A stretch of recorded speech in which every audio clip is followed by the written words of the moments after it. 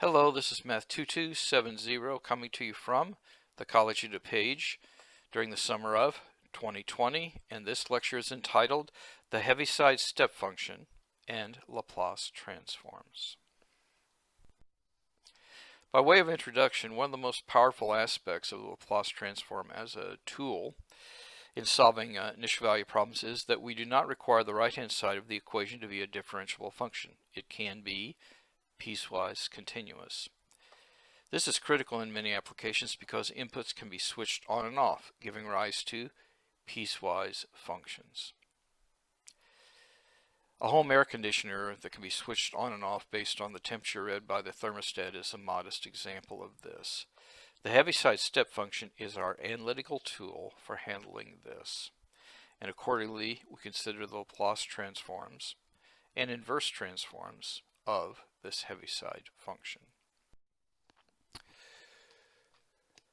The Heaviside function is defined in the following way. U sub c of t is equal to 0 if t is less than c, and it's equal to 1 if t is bigger than or equal to c. That means at time t you turn the switch on, so it goes from 0 to 1. Now in the classic 5th edition, this is written as a fancy script u of t of c. The notation here, u sub c of t, is what will be on the abridged Laplace tables that you made available to you in the grace notes on the final, and so that's why we're using it here. And here's a graph of the Heaviside function switching from 0 to 1, on to off at the point C. They're sometimes called step functions, and here's some alternative notations for them. Your book, for example, uses script u of t minus c, and also sometimes the h is used in honor of Heaviside, and sometimes this is h of t minus c. Now suppose we want a switch that is on with a value of 1 and then turns off at t equals c. Well, we can use the Heaviside functions to represent this as well, because if I take 1 minus that function, it will be equal to 1 minus 0 as long as t is less than c, so it's a 1. And it will be 1 minus a 1 if t is bigger than or equal to c, and so you see we can turn them on or off. Similarly, we can modify this so it has values other than 1 when it is on. So 3 minus 3, c sub c of t, is a switch that has a value of 3 until it turns off to 0 at t equal c. Let's take this a step further. We want to write the following function, piecewise defined function, in terms of Heaviside functions. And so you see this changes values depending on where you are. Well, it pretty much speaks for itself, but here is a single f of t that has all that information in it by using Heaviside functions, a linear combination of Heaviside functions. So f of t is going to be negative 4. We start there, but then when I hit 6, I want to go to 25, between 6 and 8.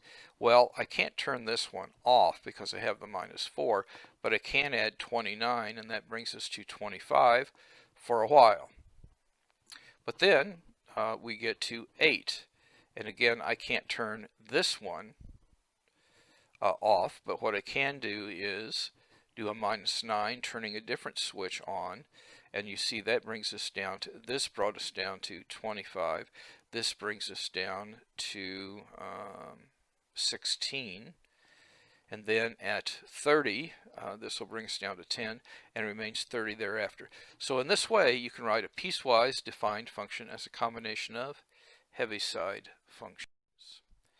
Moreover, you can do this with general functions. Suppose here is a general function f of t that's operating like this, and it's beginning at t equals 0, and that's what it looks like going forward. But suppose I want to shift this function and have this function be happening but beginning at t equal c. If you think about that, the way you can accomplish this over here is t minus c, but the way you have it happening here instead of over here is you take the Heaviside function to help us represent the switch, so the equation for this configuration is g of t is equal to u sub c of t. You see it's 0 till we come there and turn it on, and then it's f of t minus c. So you see f is tracing these same values, but is shifted right by c because of the t minus c. Again, this is a shifting kind of aspect. Let's see what happens with the Laplace transforms of these. So if I take the Laplace transform of u sub c of f of t minus c, that's the picture we had on the previous page. By definition, that's going to be the integral from 0 to infinity e to the minus st u sub c of t f of t minus c dt. And since this is 0, if you're less than c, it's really the integral that goes from c to infinity of that. But now what we're going to do is we're going to change variables here. We're going to let u equal t minus c. Well, that means that since du is the same thing as dt, this doesn't change. This becomes f of u. T becomes u plus c, and minus a is this minus s, and this goes from now 0 to infinity. So you see I have a Laplace transform going on here, but now I'll use properties of exponents, and this is going to be e to the minus su times e to the minus cs f of u du. Now this exponential here, right above my dot, does not depend on u, so it can be pulled through the integral, and I get this. But this is just the Laplace transform of f of t, which is f of s.